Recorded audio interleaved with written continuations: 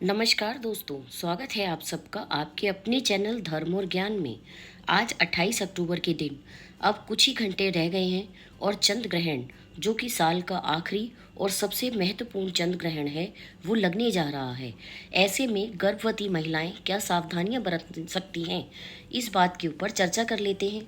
चंद्र ग्रहण क्योंकि गर्भावस्था के लिए बहुत अशुभ स्थिति मानी जाती है, इसका प्रभाव आने वाले बच्चे पर पड़ता है, तो इसलिए कुछ ऐसी बातें हैं जिनका ध्यान रखना जरूरी है। यह चंद्र ग्रहण रात को 11:30 से उपछाया में प्रवेश करेगा और 1:05 पर पूर्ण चंद्र ग्रहण आरंभ हो जाएगा, जो कि रात के 2:24 तक चलेगा। इस तरह से भारत में यह चंद्र ग्रहण पूर्ण चंद्र ग्रहण होगा। इस तरह से यह चंद्र ग्रहण भारत में कुल 1 घंटे और 19 मिनट का होगा। शास्त्रों के अनुसार माना जाता है कि जब राहु और केतु चंद्रमा को निगलने की कोशिश करते हैं, चंद्रमा को ग्रहण लग जाता है और चंद्र ग्रहण से कुछ समय पहले ही सूतक लग जाता है। तो सूतक लगभग 9 घंटे पहले लगता है, जो कि आज शाम 4:32 पर लग चुका है। उससे संबंधित सारी जानकारी मैंने अपनी कल की वीडियो में दी हुई है, जो आप जाकर देख सकते हैं। और अगर आप सबको जानकारी पसंद आए तो चैनल को लाइक, शेयर और सब्सक्राइब कीजिए, ताकि बेल आइकन को भी प्रेस कीजिए। हमारे ग्रहों की स्थिति के बारे में हमें सबसे पहले पता चल सके। और अगर आपको वीडियो पसंद आए तो कमेंट में लाइक बटन को प्रेस करके जय महालक्ष्मी माँ जरूर लिखें। क्योंकि आज शरद पूर्णिमा का दिन है, तो इस तरह से भी यह चंद्र ग्रहण बहुत अधिक महत्वपूर्ण है। शरद पूर्णिमा के दिन महालक्ष्मी माँ धरती पर अपने सबसे प्रसन्न स्वरूप में विचरण करती हैं और अपने भक्तों को आशीर्वाद देती हैं। लेकिन आज क्योंकि चंद्र ग्रहण लग रहा है, तो खास तौर पर हमें कुछ बातें ध्यान में रखनी है, जिनमें से गर्भवती महिलाओं के लिए बहुत अधिक ध्यान रखने वाली बात है। ग्रहण काल के दौरान हमें कुछ भी खाने पीने से बचना चाहिए। खास तौर पर गर्भवती महिलाओं को बहुत अधिक ध्यान रखना चाहिए, क्योंकि ग्रहण काल गर्भवती महिलाओं के लिए अधिक शुभ नहीं माना जाता है। और इस बार इस माह के दौरान 2 बार ग्रहण लग चुका है। एक ग्रहण 14 अक्टूबर, वह भी शनिवार का दिन था। दूसरा ग्रहण आज के दिन, जो कि फिर शनिवार का दिन है, लगने जा रहा है। 14 अक्टूबर को सूर्य ग्रहण था और अब आज 28 अक्टूबर को चंद्र ग्रहण लगने जा रहा है। तो बहुत सावधानी बरतने की ज़रूरत है, खास तौर पर गर्भवती महिलाओं को।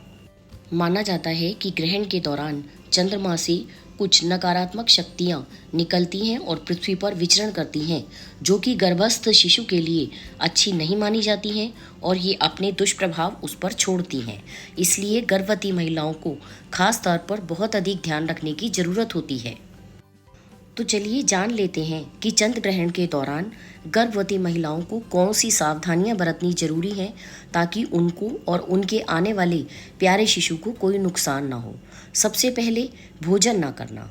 गर्भस्थ जो शिशु होता है उसके लिए चंद्र ग्रहण के समय दिया गया भोजन स्वास्थ्यवर्धक नहीं होता है, इसलिए गर्भवती महिलाओं को इस दौरान कुछ भी नहीं खाना है। दूसरा, नोकदार वस्तुओं का प्रयोग न करें। गर्भावस्था के दौरान अगर आप गर्भवती हैं और चंद्र ग्रहण लग रहा है, जो कि अब से कुछ घंटे बाद लगने वाला है, तो कृपया कोई भी नुकीली चीज़, चाकू, कैंची, कांटा या किसी भी वस्तु ऐसी जो कि नुकीली हो, उसका इस्तेमाल न करें। माना जाता है कि यदि गर्भवती महिला चंद्र ग्रहण या सूर्य ग्रहण के समय नुकीली वस्तुओं जैसे सुई, कैंची, कांटे, चाकू, इन चीज़ों का इस्तेमाल करती है, तो गर्भस्थ जो शिशु होता है उसके शरीर पर इन वस्तुओं के निशान रह सकते हैं और ये बच्चे के शरीर पर दुष्प्रभाव छोड़ते हैं। इसलिए भूल कर भी किसी नुकीली चीज़ का इस्तेमाल न करें। तीसरा, घर से बाहर ना जाएं। चंद्र ग्रहण के समय चंद्रमा से कुछ नकारात्मक किरणें निकलती हैं। अगर वैज्ञानिक दृष्टि से देखा जाए तो भी वे स्वास्थ्य के लिए फ़ायदेमंद नहीं होती हैं, बल्कि हानिकारक होती हैं। तो इसलिए गर्भवती महिलाओं को इस दौरान बिल्कुल भी घर से बाहर कदम नहीं रखना चाहिए।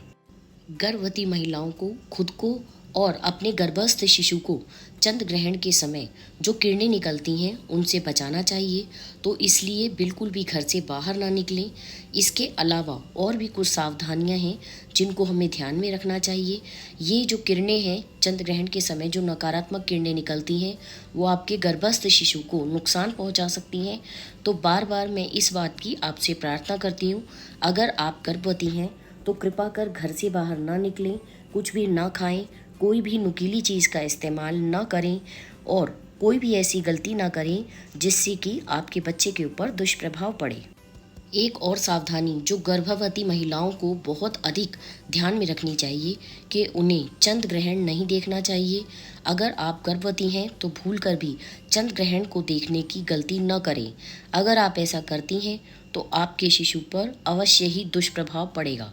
आप इस बात को मजाक में ना लें तो अच्छा है। अपने और अपने गर्भस्थ शिशु की रक्षा स्वयं करें। हर माँ चाहती है कि उसका बच्चा पूरी तरह से स्वस्थ हो, मानसिक और शारीरिक दोनों रूप से। तो आप इसे वैज्ञानिक दृष्टि से लें या शास्त्रों की सम्मति से लें। अगर आप गर्भवती हैं तो घर से बाहर ना निकलें, नुकीली वस्तुओं का इस्तेमाल न करें, साथ ही साथ कुछ भी भोजन के लिए ग्रहण न करें। एक और ख़ास बात है जो बहुत ज़रूरी होने के साथ साथ थोड़ी सी मुश्किल भी है, क्योंकि चंद्र ग्रहण रात के समय लग रहा है। लेकिन इस बार के चंद्र ग्रहण के लिए आपको ये बात ध्यान में रखनी बहुत ज़रूरी है कि आप इस दौरान बिल्कुल भी सो नहीं सकते हैं।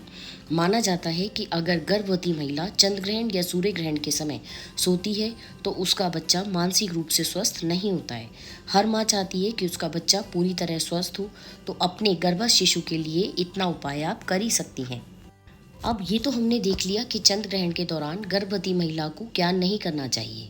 तो चलिए अब ये भी जान लेते हैं कि गर्भवती महिला को चंद्र ग्रहण के दौरान क्या क्या ऐसे काम हैं जो वे कर सकती हैं। ग्रहण समाप्त हो जाने के पश्चात गर्भवती महिला को खास तौर पर जैसे पानी से वो नहा सकें, क्योंकि सर्दियाँ थोड़ी शुरू हो चुकी हैं, तो हल्के गुनगुने पानी या अगर आप ठंडे पानी से नहा सकती हैं तो स्नान करना ज़रूरी है। ऐसा करने से जो चंद्र ग्रहण का दुष्प्रभाव है वो बिल्कुल ख़त्म हो जाता है। पूरे चंद्र ग्रहण के दौरान अगर हो सके तो आप कोई भी जाप जो आपके इष्ट या आप जिस भगवान को मानते हैं उसका जाप करती रहें। इसके अलावा चंद्र ग्रहण समाप्त होने के बाद पूरे घर में गंगा जल का छिड़काव करें। गंगा जल ना हो तो गौमूत्र का छिड़काव किया जा सकता है। खाने पीने की चीज़ों में तुलसी पत्र का प्रयोग करें और स्नान करने के पश्चात आप अपनी नींद पूरी करें। आप सबको ये जानकारी अच्छी लगी हो तो कृपया चैनल को लाइक, शेयर और सब्सक्राइब कर दीजिए ताकि ज़्यादा से ज़्यादा लोगों तक ये जानकारी पहुंच सके। आप सबका वीडियो को अंत तक देने के लिए बहुत बहुत धन्यवाद।